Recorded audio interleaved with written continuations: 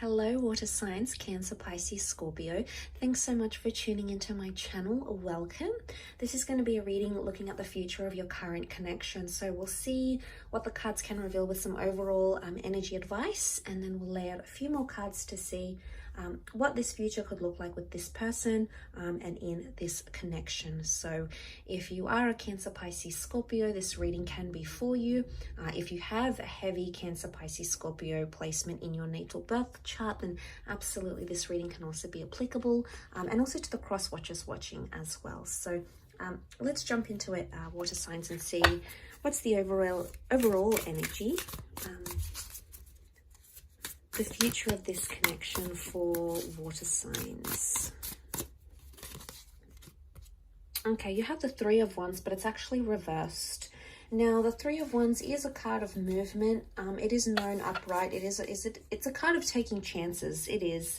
It's a card of having options. However, because this is in reverse, it tells me that the future of this connection, it's almost like you're eliminating third parties here. So this is becoming more suddenly more powerful.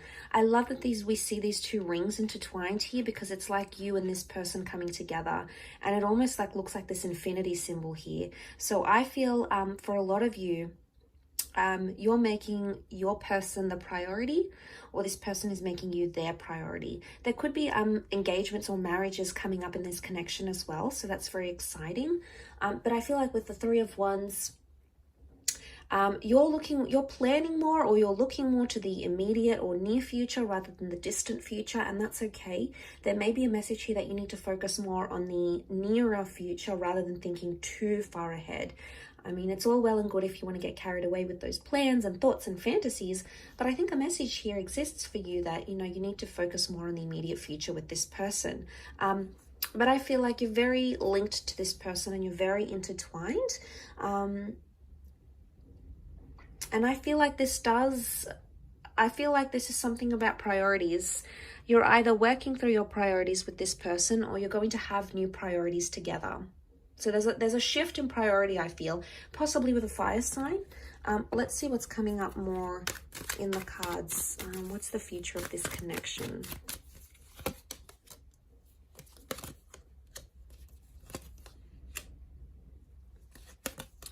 Okay, there is a lot of movement with the Six of Swords, and you do have that Ace of Cups, which is fantastic.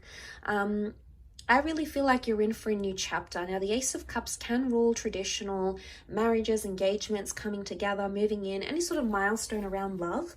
So it can be a message here that God, fate, the universe sort of is backing this connection.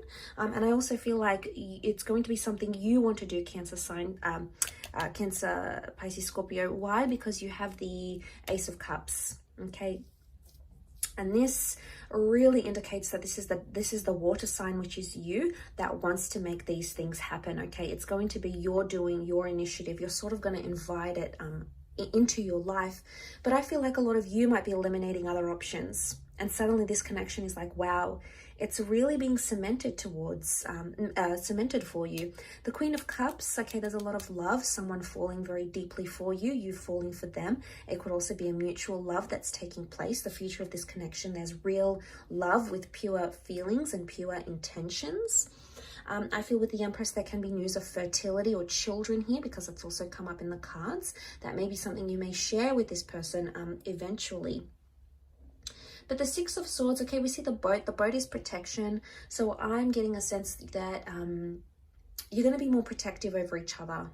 Okay, the future of this connection, you're much more protective, and you're sort of like this close-knit family unit. So I feel that's very favorable for you, water signs, because you can be quite, you can require a certain level of emotion, and you're such a giver. You give so much love and so much affection, and this is what your person really loves about you. But I feel like there's more protection coming in. But I also feel like you're going to be moving a lot. So I'm getting the sense that some sacrifices will be made towards this connection. And these sacrifices can include moving, relocating, changing your social media habits, changing your hobbies, changing your lifestyle for this relationship.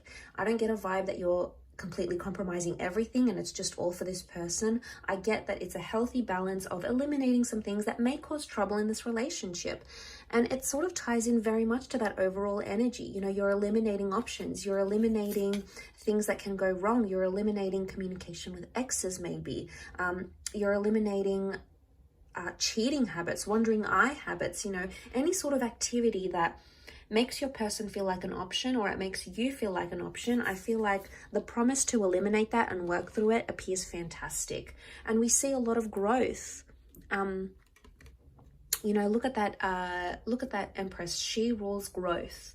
So I'm seeing that there's a lot of growth in this connection. But I do want to mention with the Magician, this is Aries energy. So there's a lot of new energy, infatuation or attraction that's coming up in your connection. But I also see independence and autonomy, okay? But it's a healthy autonomy. So something about maybe getting your identity back, or maybe trusting each other when you're alone on business trips or alone with friends, this sort of autonomy, but it's coming up favorably. And I think this is going to reflect very powerfully with your connection, because suddenly you're going to trust each other more and value that trust much more than you perhaps previously did. Now, the Magician can sometimes be seen as the manipulator as well, though. So there can be some minor manipulations that take place in this relationship, either from your side or from theirs. Is it something you can work through? Absolutely. You can move forward. You can move away from those murky waters into something more calm. So just know that these challenges, it's not like there's a magic wand and it's going to be waved and all of it will disappear. Each connection and relationship will come with its own challenges, but your ability to move forward in those challenges is going to improve. So that's fantastic to see as well. But overall, I feel with the Queen of Cups, there's more appreciation and more gratitude coming, which is fantastic. Or it's like if there is that manipulation in the relationship, the Queen of Cups is like being open and being in a vulnerable state. So there's a lot more vulnerabilities coming. And sometimes that's going to put you in a good position, water signs. Other times it's going to put you in a not so good position. But you have to take the good with the bad. It's just how relationships are. There's multiple facets of them. But overall, I feel like you're leaning more towards that. And I feel like the changes you make now in the immediate and distant future can very much impact that long distance future when it eventually comes. But the focus here for you appears to be more in what's happening now or what's happening very, very soon.